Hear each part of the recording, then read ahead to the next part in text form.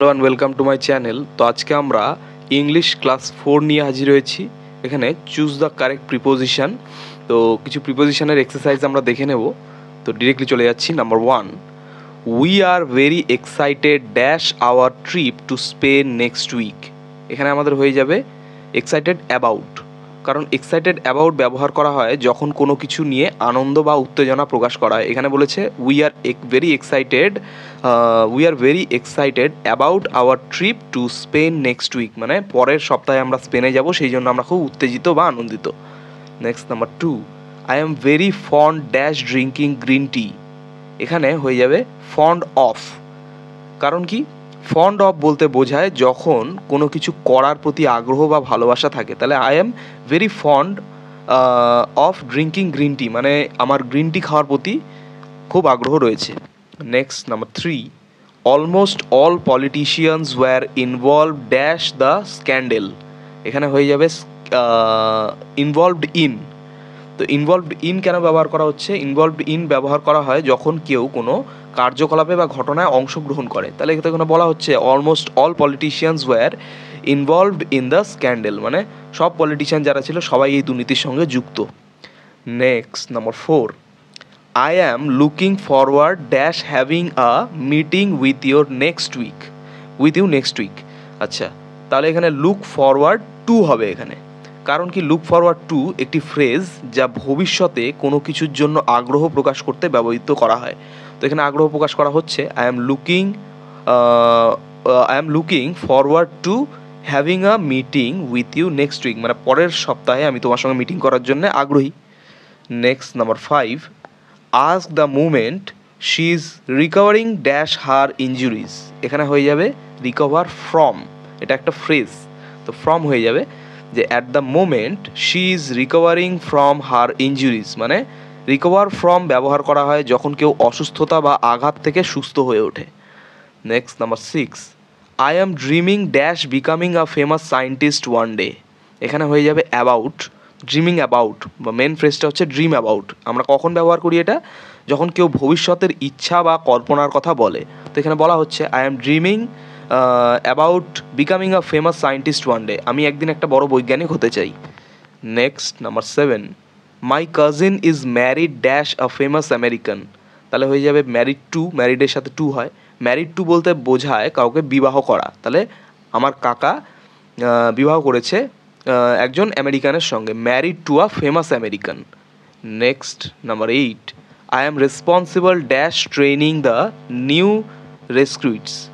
তাহলে এখানে হয়ে যাচ্ছে কি responsible for, I am responsible for training the new recruits. তাহলে রেসপন্সিবল ফর বলতে বোঝায় কোনো কাজের দায়িত্ব নেওয়াকে। Next number 9, many people took advantage dash the low prices offered by the new shop. এখানে হয়ে যাবে টেক অ্যাডভান্টেজ অফ, অফ বসাতে হবে এখানে। কেন টেক অ্যাডভান্টেজ অফ বলতে বোঝায় সুযোগের সদ্ব্যবহার করা।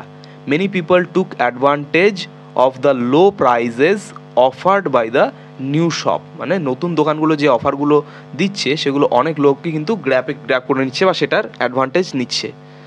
Next number 10, I was not quite satisfied dash the exam results.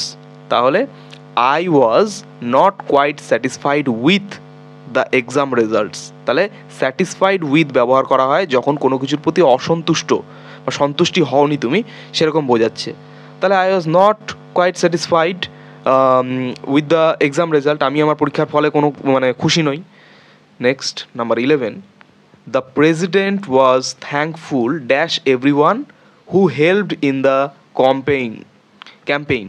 তাহলে হয়ে যাবে thankful for, the president was thankful for everyone who helped in the campaign. তাহলে থ্যাঙ্কফুল ফর ব্যবহার করা হয় যখন কারো প্রতি কৃতজ্ঞতা প্রকাশ করছি আমরা।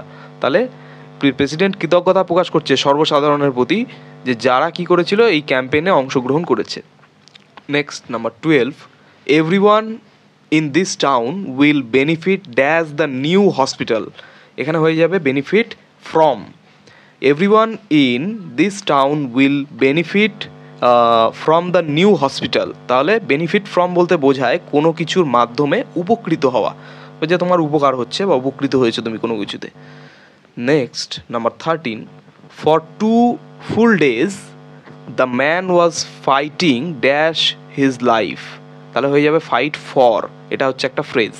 For 2 full days the man was fighting for his life, মানে দুদিন ধরে লোকটা তার জীবনের সঙ্গে লড়াই করে গেছে।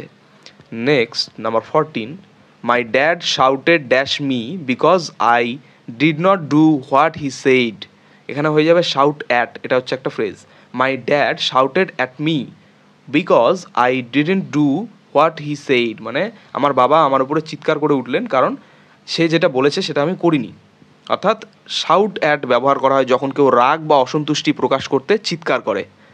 Next number 15, she insisted dash helping me with the dishes. তাহলে এখানে হয়ে যাবে ইনসিস্ট অন। কেন? কারণ ইনসিস্ট অন ব্যবহার করা হয় যখন কেউ কোনো বিষয়ে জোর দিয়ে কিছু করতে চায়। তো she insisted on helping me with the dishes, যে সে কি করতে চাইছে, এখানে কোনো কিছু বিষয়ে জোর দিতে চাইছে হেল্প করার জন্যে। Next number 16, almost all car companies care dash the environment. তাহলে হয়ে যাবে care about. Almost all car companies care about the environment, মানে কেয়ার অ্যাবাউট বলতে বোঝায় কোনো কিছুর প্রতি মনোযোগ বা চিন্তা করা, যে প্রত্যেকটা গাড়ির কোম্পানি তাদের মনোযোগ দেওয়া উচিত এনভায়রনমেন্ট বা পরিবেশের প্রতি। Next number 17, wearing a seat belt can protect you dash being killed in a car. তাহলে প্রোটেক্ট ফ্রম হয়ে যাবে। Wearing a seat belt can protect you from being killed in a car, মানে protect from আমরা কখন ব্যবহার করি? তখন ব্যবহার করি যখন কিছু থেকে রক্ষা করার কথা বলা হয়। ঠিক আছে, যে সিট বেল্ট পরলে সেটা তোমাকে রক্ষা করবে গাড়ির মধ্যেই, মানে যাতে তুমি মারা না যাও সেই ক্ষেত্রে। Next number 18, 10 people were killed when a bus collided dash a car।